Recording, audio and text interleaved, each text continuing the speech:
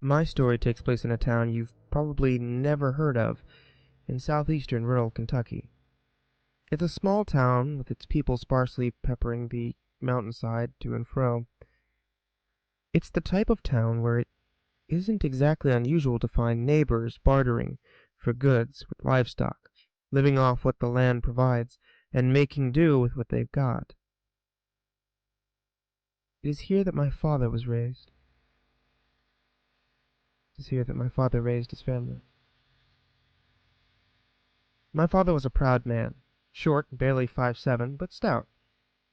He was many things: a mountaineer, carpenter, a survivor, a hunter. But mostly, he was proud. He instilled in me all the virtues that I believe in today. He's the type of man that would give you the last dollar to his name, the type that would go hungry to make sure his children were fed. And there were times that he did. I suppose I should clarify that I grew up in poverty. No doubt that there were those that were worse off than me, but times were hard nonetheless. My father worked intermittently, mostly in construction. There were a few homes within the community that my father did not, at least, help with. He built our house from the ground up, dug out the basement, and leveled the land with a little more than a shovel, wheelbarrow, and the helping hands of my uncle and 2 older brothers. Our house sat on a hillside, in a leveled alcove. The yard stretched on for what seemed like forever, ending at a fresh mountain brook, where the woodland lied beyond. He spent a lot of time in the woods, hiking trails, digging ginseng, hunting, and otherwise passing time. The mountains provided our family with many necessities. Our water was pumped from a mine near the mountain's peak. Our food consisted mainly of game and livestock. My mother is a wonderful cook. She had a fondness for chicken, which we raised. My father, on the other hand, preferred game.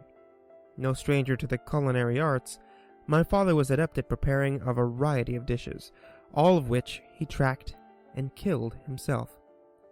Long before the sun would rise, my father would grab his light and head out. He would follow the mountain stream before turning off onto one of the many mine roads that littered the terrain. One such road ran by an old graveyard, long since forgotten by the rest of the world.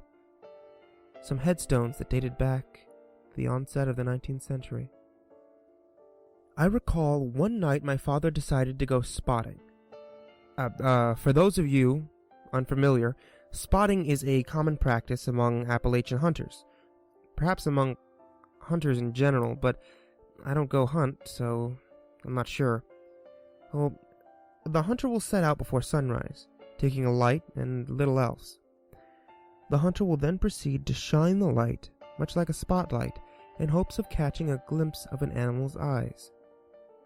You see, the eyes of an animal are luminous, and in complete darkness, when the light passes over them, they'll shine. This is a method of establishing good hunting venues. On this particular night, my father broke tradition and decided to take his shotgun with him on his spotting expedition. This decision, I would later learn, saved his life. It was a warm spring night. I was always a night owl, so when my father stirred, I was still awake and playing on my Super Nintendo. It wasn't a school night, so I was greeted with his ever-present smile. "Hey, big man," he chimed. "You're up late." "I want to beat Mario," I told him, my eyes leaving the screen long enough to see him tying his boots. He didn't reply. He just smiled, rubbed my head as he passed by on his way to the gun cabinet. From it he removed his customary 12-gauge shotgun, some rounds, and a miner's light. The light, I recall, strapped to his forehead and attached to a rather large battery that he hung on his waist. He then made his way to the couch and sat next to me. He casually lifted the TV remote and waited. When I finished the level, he smiled. "Pause it. I need to check the forecast," he told me. I obliged, and he changed the channel. He watched as the forecaster rambled on about the weather and seemed content. Not giving rain for today. That's good. He turned to me and smiled again. Okay, you can go back to your game. I'm going out. I'll be back in a while. Tell your mother I'll bring home supper tonight. We're gonna have some rabbit. He kissed my forehead and stood. I smiled at him as he rounded the hallway corner to the front door. I listened to the door shut and the clunk of his boots as he made his way off the porch, down the steps, and through the yard. His steps faded into the distance. From this point on, I cannot vouch for the validity of my tale, but I can tell you that the man who returned was not the man that left. Make no mistake, my father did return, but he was a changed man. He never spoke much of that night until after I started college. And this is his story.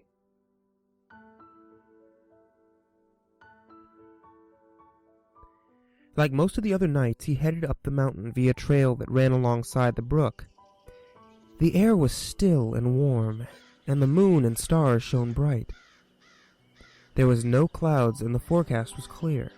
The sound of cicada and crickets filled the air. He made his way along the trail, intermittently shining his light on either side of the stream. He walked along the stream until he reached a fork in the path. To his left was his customary turnoff. Further up that trail was an old slate dump. Above it was a derelict coal chute. He shined his light along the trail and contemplated.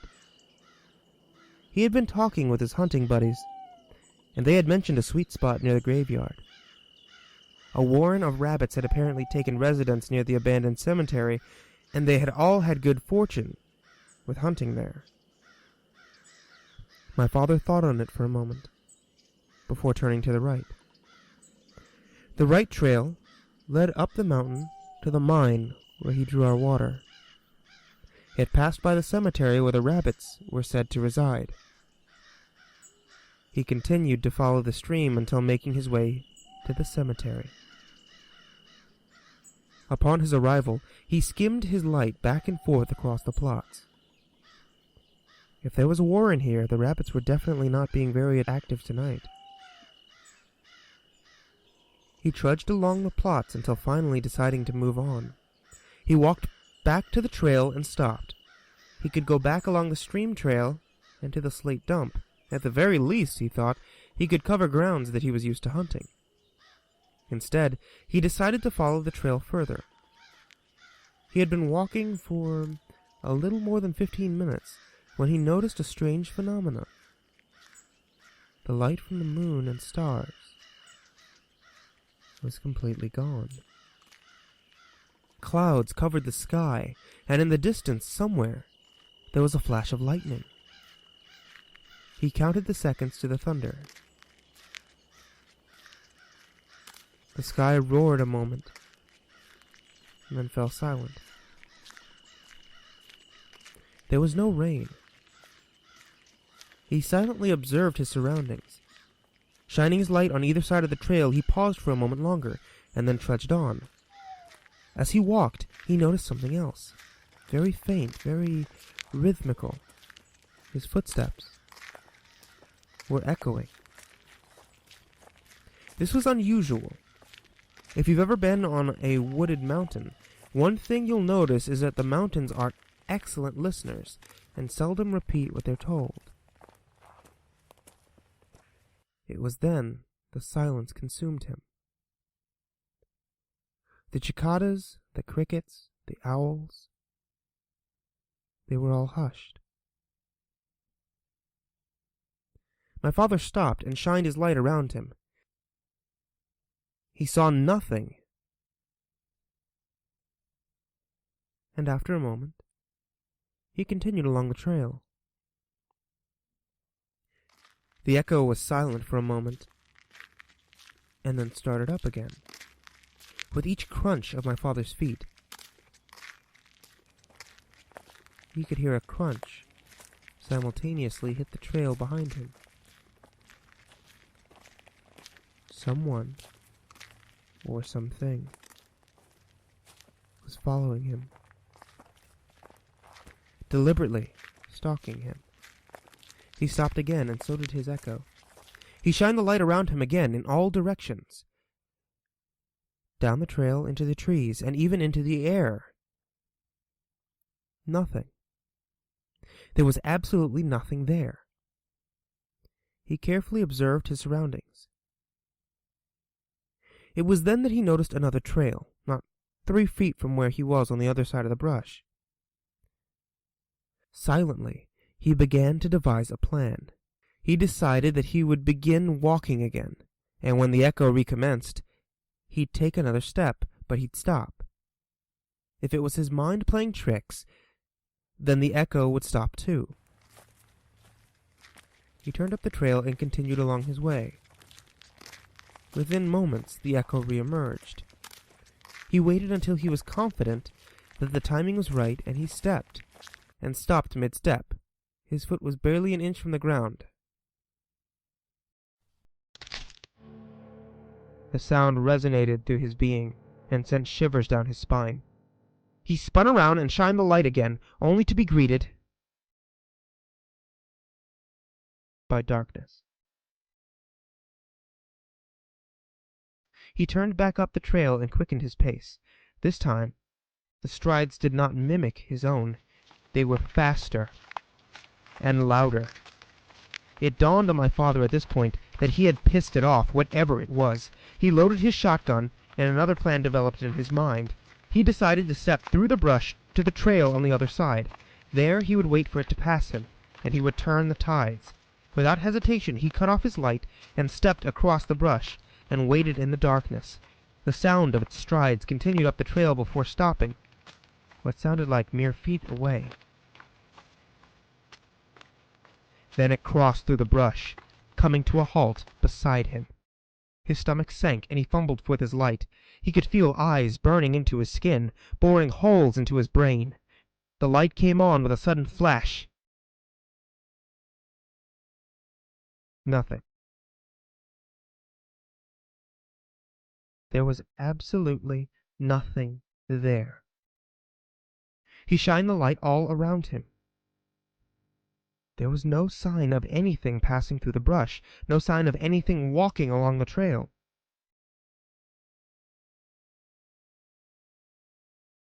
My father, an expert hunter, could find no trace of the thing that was stalking him.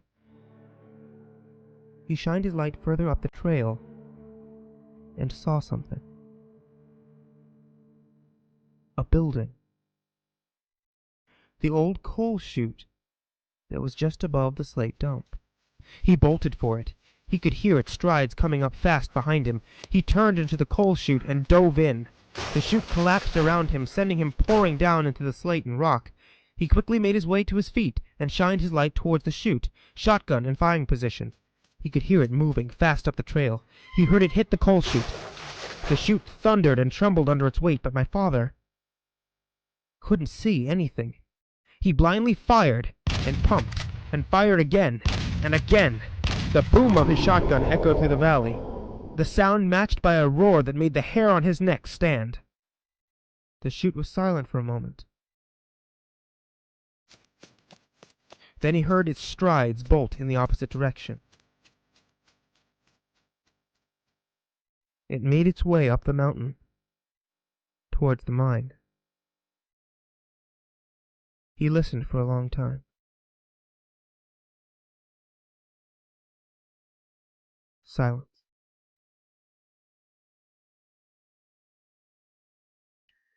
He got home around noon.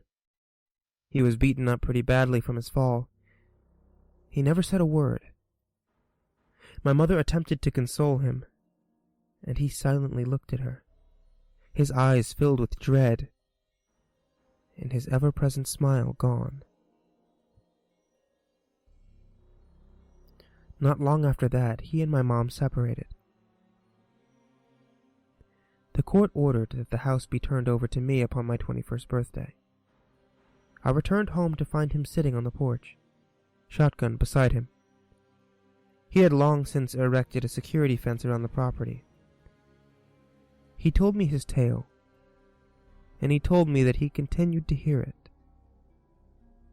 When he walked to his mother's, or when he trimmed the hedges and mowed the lawn, he continued to hear it following him. Ever presently, it stalked him, haunted him. After my father passed, I left the house empty. It didn't feel right taking it when he built it from the ground up. But then I met the woman who had become my wife. We married after I graduated college, and now she's pregnant with my son. I brought my family back here to raise them where I was raised. But I record this now because I'm afraid. Each night I do a quick sweep of the property. I check the house and then I check the yard. And each night I can hear my footsteps echoing beyond the fence.